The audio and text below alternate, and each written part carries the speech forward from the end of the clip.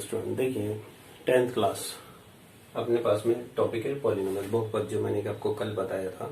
इसकी डिटेल तो मैंने आपको बता दी थी कि क्या क्या चीज है इसमें, पद, बहुपद, चर राशि, अचर राशि, शून्यक और गुणांक वगैरह मैंने आपको बता दिए थे। अब आपको क्या करना है, आज देखिएगा एक्सरसाइज 3.1 है। इसमें लिखा है कि निम्न द्विघात बहुपद के शून्य ज्ञात करो तथा शून्यकों एवं गुणांकों के मध्य संबंध की जांच करो। अब आपको इसमें एक एग्जांपल मैंने कल बता दिया था, एक दूसरा नंबर वाला, और तीसरा ये रहा। तो एक एग्जांपल पहले और देख लेते हैं, उसके बाद इसी बेसिक पर आधारित हमारे को 6 प्रश्न इस प्रश्नावली की एक्सरसाइज 3.1 के क्वेश्चन नंबर 1 में दे रखे हैं। अब इनको सॉल्व करेंगे तो सबसे पहले हम इस इक्वेशन को सॉल्व करते हैं। तो हल में लिखेंगे हम इसका हल। तो सबसे पहले तो फलन मान लेते हैं कि f(x) बराबर 3x² प्लस 5x माइनस 2 है।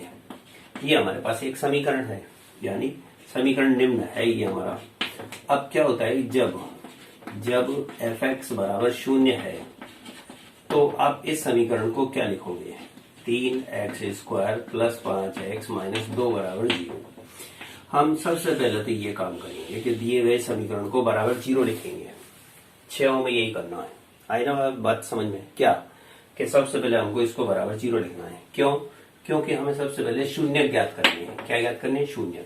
अब यहां मान लेते हैं कि इस समीकरण के माना 2 शून्यक हैं, 2 शून्यक हैं, अल्फा तथा बीटा।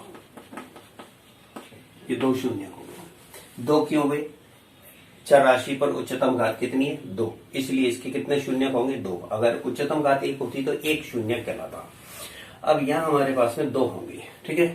तो इन समीकरण में देखो, x पर उच्चतम घात 2, यहाँ भी 2, वहां भी 2, इसमें भी 2, इसमें भी 2 और इसमें भी 2 है। तो यानी इन 6 प्रश्नों में कितने शून्यक होंगे? अल्फा और बीटा नाम से 2 बराबर 0 लिखेंगे। अब इसके गुणनखंड करेंगे। आपको गुणनखंड बताता हूँ। 3 को हम 2 से गुणा करें, यानी x² गुणांक को और अचर गुणांक को 3 को -2 से गुणा किया तो कितना आया? -6। समझ में आई ना बात? हम एक वाली संख्या को c वाली से गुणा कर लेते हैं। a को c से गुणा करा, -6 आ गया। मध्य की संख्या 5 है, +5 है ना। अब +5 के 2 ऐसे खंड बताओ जिनका की गुणा करने पर तो -6 आए, परंतु जोड़ या बाकी वगैरह करना हो तो उसमें ये 5 ही आए, प्लस का 5। तो देखिएगा इधर 6 में से -1 घटाएंगे तो क्या बचा? 5। और 6 को अगर मैंने -1 से गुणा किया तो कितना आया? -6। इसके बराबर माना गया। यानी इस 5 के 2 खंड ये हुए, इन दोनों को अगर मैंने गुणा किया तो क्या आया? -6, ऊपर वाले गुणनफल के बराबर। तो इस तरह से मेरी जो ये संख्या है 5x, इसके 2 खंड हो जाएंगे, 6x और -1x। 3x², 6x और -1x और -2। अब क्या होता है कि इन दोनों में उभयनिष्ठ क्या आएगा? देखो 3 और 6 में भी 3 का भाग चला जाता है, और x² और x, तो इस प्रकार 3x उभयनिष्ठ आ गया। यहां से 1x बचेगा, प्लस 3 का पहाड़ा 6 में देंगे तो 2 बार भाग जाता है, x से x भी कट जाता है तो खाली 2 बचेगा। इन दोनों संख्याओं में कोई भी संख्या उभयनिष्ठ नहीं आ रही है, परंतु चिन्ह माइनस का है तो मैं माइनस ले लूंगा। उभयनिष्ठ कुछ नहीं आती है तो कम से कम 1 लिख लिया जाता है, ये ध्यान रखिए। अब यहाँ बचा x, और माइनस चिन्ह यदि आपने बाहर कॉमन लिया है तो मध्य की संख्या का चिन्ह बदल जाएगा, +2 बराबर 0। इस प्रकार दोनों गुणनखंडों में से एक समान गुणनखंड उभयनिष्ठ और शेष संख्या बची 3x -1। ठीक है। अब जब पहला गुणनखंड अगर 0 के बराबर है तो तब x बराबर कितना होगा? -2। दूसरी बार में जब 3x -1 अगर 0 है तब 3x बराबर लिखना धन का 1, यानी 1 का पक्षांतर हो गया। अब x बराबर बनेगा 1/3।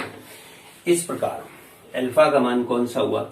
ये तो अल्फा कहलाया और ये आपके लिए बीटा कहलाया, यानी अल्फा बराबर 2 और बीटा बराबर 1/3, -2 है और ये 1/3, 2 और 1/3 आ गए। अब चलिए अल्फा बीटा आ गया आपके पास में। फिर यहां आपको शून्य ज्ञात हो गए। तो उसके बाद में कहता है शून्यकों एवं गुणांकों के बीच में संबंध। तो पहले मैंने आपको एक चीज बता रखी थी, शून्यकों का योग। शून्यकों का योग, योग लिखेंगे अल्फा प्लस बीटा, इनको जोड़कर बताओ कितना आता है शून्यकों का योग। इन दोनों को जोड़े तो -2 को 1/3 से जोड़ेंगे तो माइनस का 6 प्लस 1/3 यानी -5/3 कहलाया गया। ठीक है, शून्यकों का गुणा, शून्यकों का गुणा।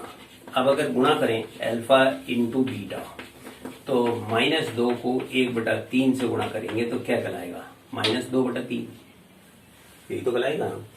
अब गुणांक क्या क्या है, समीकरण के गुणांक, समीकरण के गुणांक।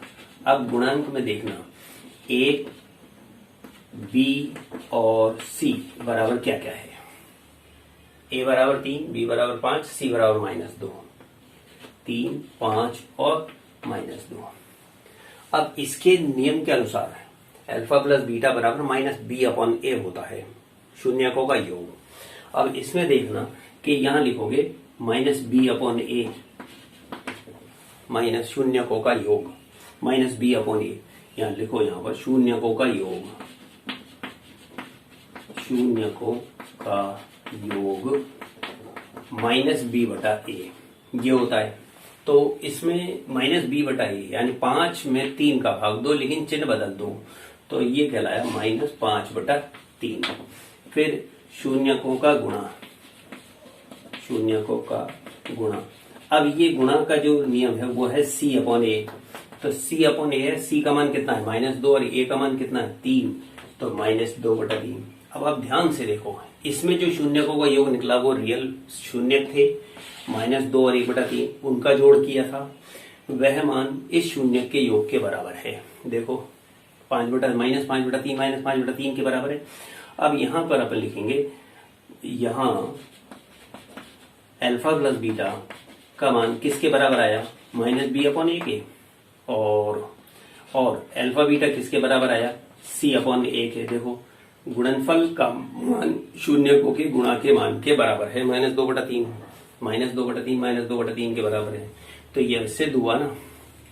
तो प्रतिबंध आपको यह सिद्ध करना था कि क्या ये बराबर आते हैं, यानी शून्यकों का योग करना इस नियम से या इस नियम से, जो दोनों मान आए वे मान शून्यकों का गुणा इस तरह से और इस तरह से आए, वे दोनों मान बराबर आने चाहिए। तो आप कह सकते हो कि हाँ, इनके बीच में निम्न संबंध है।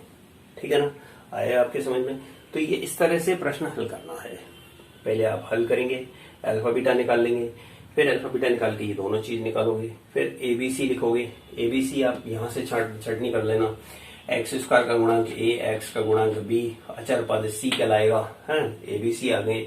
फिर इनको इस तरह से निकालेंगे दोनों को, फिर ये देखेंगे कि क्या ये बराबर हैं, तो नीचे ये लिख देंगे, है ना, समझ में। तो इस तरह से हल करना है। इसमें से एक प्रश्न और बता देता हूं मैं आपको।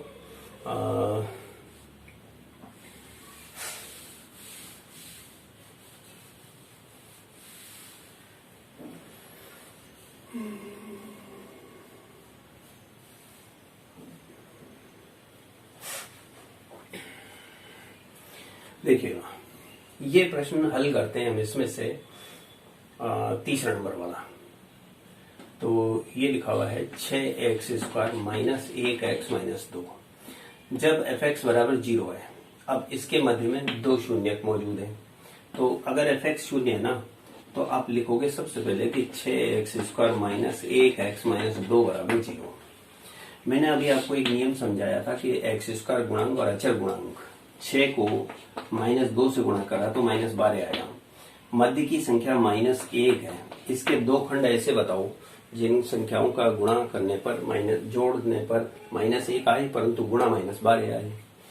देखिएगा, -4 + 3, -4 + 3 कितना हुआ, -1, ठीक है। और -4 को 3 से गुणा करूंगा तो -12 इसके बराबर संख्या है, ठीक है। तो इस तरह से हम यहाँ लिखेंगे 6x² - 4x + 3x - 2। ये गुणनखंड का तरीका होता है। अब प्रथम दो संख्याएं और अंतिम दो संख्याएं जोड़ा बन गई। पहले जोड़े में और बाद के जोड़े में से उभयनिष्ठ ढूंढेंगे। तो इसमें से उभयनिष्ठ आ गया 6 और 4 में से तो 2, एक्स स्क्वायर और एक्स में से एक्स, तो यहाँ पे एक संख्या बच गई 3x और यहाँ बच गया 2 केवल। ठीक है, इसमें से कोई भी संख्या ऑर्गेनिक नहीं आ रही तो कम से कम एक लिखा जाता है, 3x माइनस 2 बराबर 0। इस तरह से दूसरी बार में अगली समीकरण में देखो, इन दोनों में से ऑर्गेनिक हो गया 3x माइनस 2, शेष संख्या बची 2x प्लस 1 बराबर 0। अब आप लिखोगे कि जब 3x माइनस 2 बराबर 0 है तथा 2x प्लस 1 बराबर 0 है, तो यहां से तो 3x बराबर प्लस 2, तो प्लस 2/3 और माइनस 1/2, तो प्लस 4/3 और माइनस 6। ठीक है ना। तो यहाँ पर ये संख्या बनी है हमारे पास में 1/6। कितना बन गई? प्लस में 1/6। शून्यकों का गुणा अल्फा इंटू बीटा, यानी 2/3 और 1/2 माइनस का 2/3 और माइनस 1/2, इनको गुणा करते हैं। गुणा में क्या होगा कि ये 2 से ये वाला 2 कट जाएगा तो माइनस 1/3 बचा, है ना। ये मान आ गया। अब एबीसी के मान 6 माइनस 1 माइनस 2, 6 माइनस 1 और सी का मान है माइनस 2। अब शून्यकों का योग यहाँ पर माइनस बी अपॉन ए, तो माइनस बी यानी माइनस 1 है और माइनस चिन्ह ये रहा, तो माइनस माइनस प्लस हो जाएगा, प्लस 1/6, तो प्लस 1/6 कहलाया। सी अपॉन ए यानी माइनस 2/6, माइनस 2/6 का मतलब क्या हुआ? वही माइनस 1/3। अब अंतिम में देखो आप कि अल्फा प्लस बीटा 1/6 आया और यहाँ पर माइनस बी बटा ए भी 6 आया, 1/6 आया, तो ये दोनों मान आपस में बराबर कहलाए। ठीक है, अल्फा बीटा का मान माइनस 1/3 है और सी बटा ए का मान भी माइनस 1/3 है, तो अल्फा बीटा और सी अपॉन ए आपस में बराबर होंगे। तो ये इस तरह से निकाले जाते हैं। आगे ना आपके समझ में? ओके, इन प्रश्नों को हल करना, शेष 5 को, और फिर मुझे बताना भी कि किस तरह से हल हुए। ठीक है।